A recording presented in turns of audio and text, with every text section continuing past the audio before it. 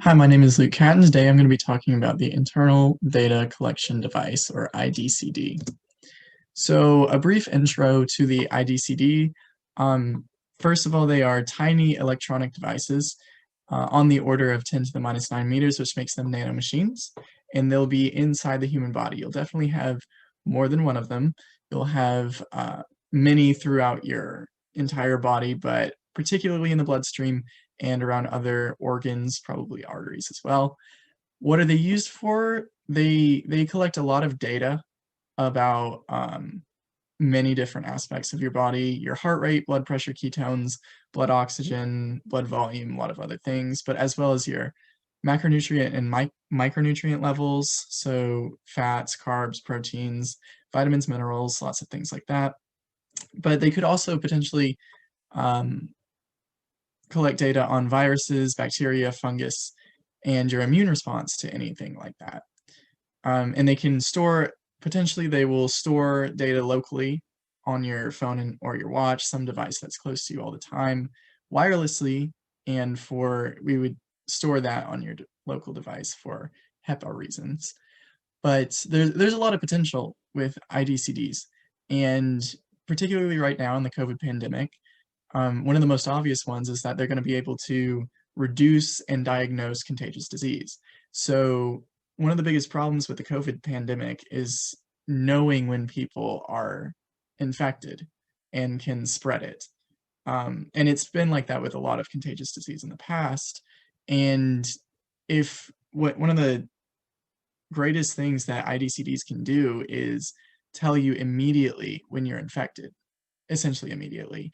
Whenever those devices inside your bloodstream measure that can detect that there's a virus there, they can tell you that, oh, you have COVID now you need to stay home, rather than waiting to get a test or waiting to get the results back from your test or something like that.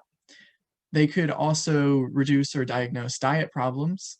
So if you're consuming too much or too little of any particular nutrient, like a lot of people, myself included, get too much saturated fat or something like that. Maybe even too little protein, too much protein, who knows? But they would be able to tell you if you're consuming the correct amount for your body, and they could diagnose problems accordingly. And potentially, like, I think this is the most important one, they could potentially prevent or at least decrease chronic disease from forming in a lot of people, which is the leading cause of death in the United States. So, like heart disease, diabetes, and cancer are the three main. And basically, if you have these devices in your body your whole life, and you know when you consume too much sugar, there's much less likelihood of you ever actually developing diabetes or even obesity.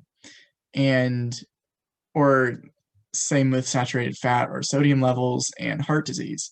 But even once you do have those diseases, if there are people who do have those diseases who use IDCD or IDCDs, they could also use those to measure their blood pressure and their blood sugar if they have diabetes. And potentially it could even contact EMS for them. So it would still even benefit people who already have those diseases. So for the use of electrical engineering, of course, electrical engineers are going to be needed to design these devices. Um, it's definitely going to be a challenge because it's not going to be like any other electronic device made before. Um, More than any other electronic device, I think these will need much more care, paid attention to the safety of the device. They're most likely going to have to be spherical because you don't want the devices in your bloodstream to actually be poking or anything, breaking cells open or breaking your blood vessel open or anything like that. So they're probably going to need to be spherical, and they're going to be very smooth along the surface, which is not really commonplace with a lot of PCBs. A lot of times PCBs have a capacitor sticking out or something else. There are a lot of components that typically stick out on those devices. They're also going to need to be lightweight, in a similar way that heavy metals are not good for you in your bloodstream. You don't want a heavy electronic device to be in your bloodstream either. So that's going to need to be a design consideration, especially the immune system compatibility. You don't want an allergic reaction to be forcing all of your devices out of your body. You want to make sure the immune system is going to be happy with your devices being there, which could be different for different people. So that's going to be an interesting design decision. They're going to probably need to harvest energy from the body as well. It's unlikely that you're going to be able to get enough energy stored in a battery to make these devices last for very long, so you're probably going to need to get energy from the body somehow.